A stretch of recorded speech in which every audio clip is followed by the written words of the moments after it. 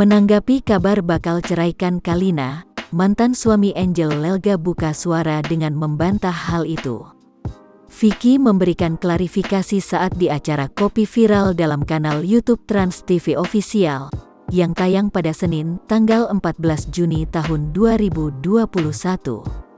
Ini udah jadi besar.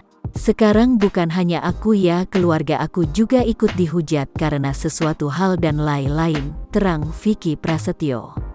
Sekali lagi saya bicara apa adanya, saya tidak pernah meminta istri saya keluar dari rumah. Apalagi saya membayangkan istri saya membawa barang-barang untuk pergi dari rumah, tambahnya. Dan kalau sampai sekali lagi, saya tidak menceraikan dan menalak. Sampai saat ini pasti ada keinginan hati saya untuk mempertahankan rumah tangga, ungkapnya. Tapi kalau jemput atau tidak, berikan minimal 1 hari saya berpikir. Kalau memang semuanya ada jalan yang terbaik, insya Allah dalam waktu dekat ini saya akan jemput istri saya untuk kembali lagi ke rumah, tapi jangan sekali-kali lagi pergi dari rumah, tandasnya.